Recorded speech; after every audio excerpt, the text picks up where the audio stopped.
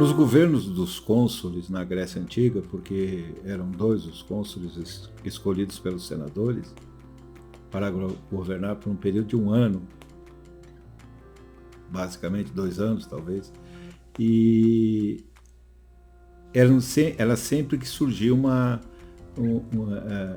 sempre que surgia uma tensão social, o Senado indicava um ditador que esses cônsules aprovavam, e por um período de tempo determinado por eles, esse ditador realmente ditava tudo o que queria e mandava, respeitados os costumes, né, e algumas leis da época, para que as tensões diminuíssem ou desaparecessem e tudo voltasse à normalidade.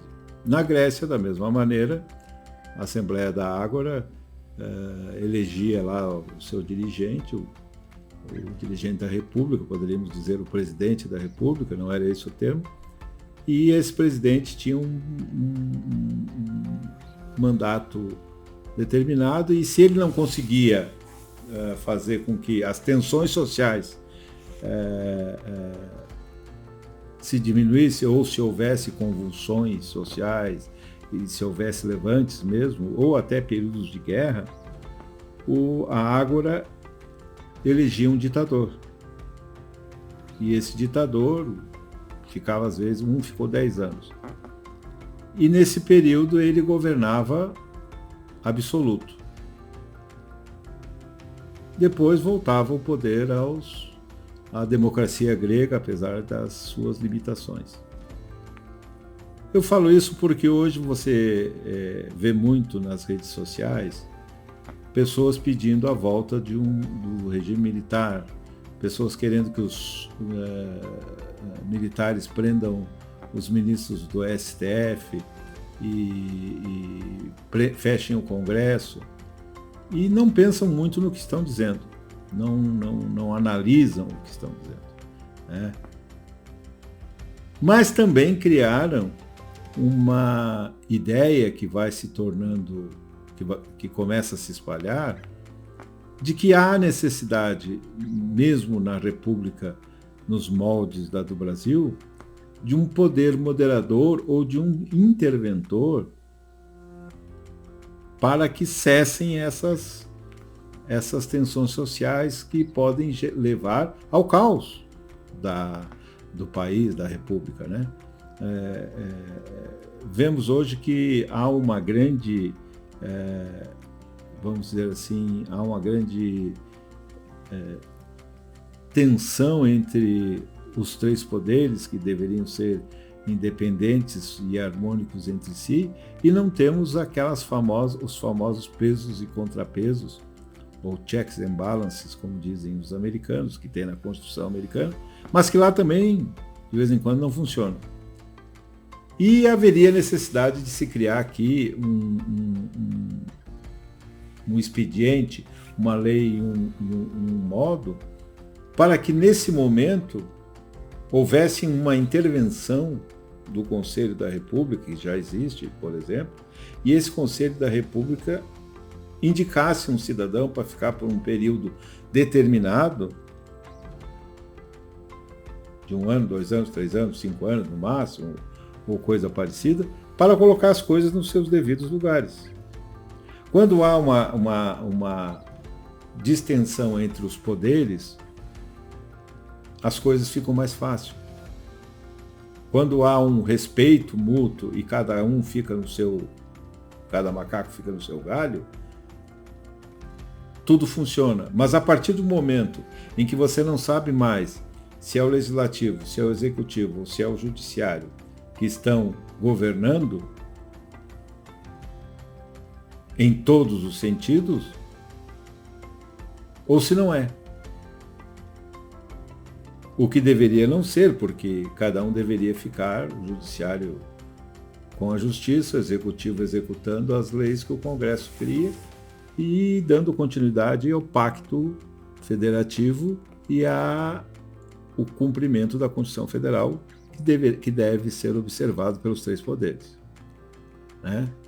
Desde John Locke, Thomas Hobbes e outros, que nós sabemos que a Constituição Federal, a Constituição em si, de um país é um contrato social, né? É um contrato que é celebrado entre o povo e os dirigentes que o povo vai indicar. Na época era com os monarcas, e depois com a evolução da humanidade, com o surgimento da democracia, com a ideia grega de democracia, a coisa foi se espalhando, e com a Revolução dos Estados Unidos ela se firmou, muito embora muita gente atribua a Revolução Francesa. Os franceses ali fizeram tiveram uma boa ideia, mas não souberam executar, e aquilo que era para ser uma revolução iluminista, ou seja, a luz da ciência e dos direitos, ela acabou se tornando uma carnificina, né? Como todos sabem, até um rei foi morto, e entre eles mesmo, nos diretórios lá, eles se mataram entre si. Diderot, D'Alembert, Robespierre e tantos outros. Acabou até facilitando para a Prússia, os prussianos praticamente dominarem Roma, a França.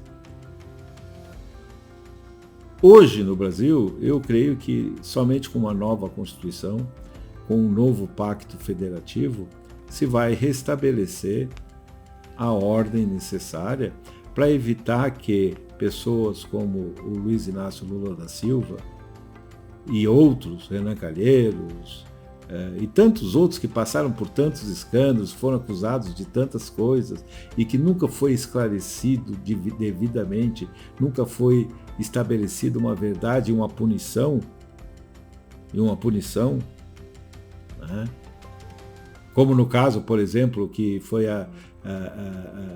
foram anuladas as sentenças e os processos contra o Lula, e nos Estados Unidos um sujeito pagou $2 milhões e vai pegar uma cadeia pesada lá, porque recebeu $250 milhões da Braskem, que era uma empresa do grupo Odebrecht, e disse claramente para a justiça americana que era para pagar políticos do PT.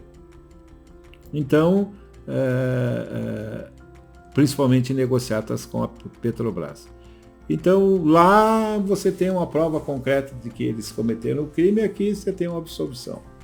E essa absolvição, embora juridicamente se saiba que não foi uma absolvição, foi uma anulação do processo, ou seja, o processo vai começar de novo.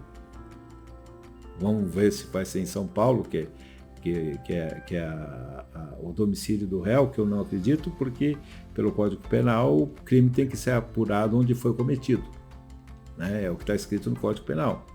Então daí teria que ser, né, o primeiro posto Lava Jato, posto que inspirou tudo, foi em Brasília, que era o posto do pai do Youssef lá, né? Então isso caminha para uma prescrição total, né, desses crimes, e ficar todo mundo belo e formoso disputando eleições. Nesse momento, um poder moderador teria que entrar em ação, respaldado pelos militares, porque tem que se entender uma coisa. Uma decisão judicial de prender uma pessoa, ela só é válida, o juiz não sai do gabinete dele, nem deve sair, para ir lá prender a pessoa. Ele dá uma ordem que vai para um oficial de justiça e para as autoridades policiais. E são essas as autoridades policiais que fazem a prisão. Ou seja, sem o guarda da esquina, a caneta do juiz não vale nada. Nem a do desembargador, nem a dos ministros, nem a de ninguém. É preciso que seja cumprida essa ordem judicial, estou falando da ordem judicial, ela seja cumprida sob coação. Uma coação legal, mas é uma coação. No caso do Brasil, o restabelecimento da ordem constitucional, a reestruturação do pacto social e do pacto federativo não pode ser feita por essa bagunça que é o Congresso Nacional, que é o Judiciário de uma maneira geral, e a própria Presidência da República, cujo presidente é um sujeito que tem várias e várias situações positivas do seu governo, mas ele como pessoa tem lá seu jeito, vamos dizer assim, de ser, que não é dentro da liturgia do que o cargo exige. Fora isso, ele não tem uma acusação de corrupção, não tem nada. Mas era a hora de entrar em cena esse poder moderador, essa pessoa que seria indicada pelo Conselho da República, respaldada pelo presidente, inclusive, por todos, e essa pessoa ficaria num período arrumando a casa. Isso é importante. Só que é preciso maturidade suficiente para fazer isso, para que essa pessoa entre no poder, fique o tempo que a lei determinar e saia do poder, devolvendo ao povo que vai eleger seus representantes. Do contrário, vai ser mais um ditador que vão colocar lá para fazer besteira. Mas é preciso pensar nisso, com calma, com serenidade, pensar nisso. Não ficar o ministro do Supremo mandando abrir CPI, o presidente não podendo tomar atitudes com relação ao Covid-19 em termos de medidas de isolamento social, por exemplo, os governadores fazendo como querem. O estado do Piauí, por exemplo, tomei conhecimento hoje, recebeu 1 bilhão e 300 milhões de reais para o combate ao coronavírus e, segundo o Ministério Público de lá, o GAECO, 769 foram desviados. E assim se suspeita que esteja acontecendo em 19 estados e com denúncias muito graves em 7. Aqui em Santa Catarina, inclusive. Então, em vez de sair para a rua pedindo para os militares tomarem o poder pura e simplesmente, vamos fazer um plebiscito para eleger alguém por um tempo determinado, e esse alguém vai ter poderes de reestruturar legislativo, judiciário e o executivo.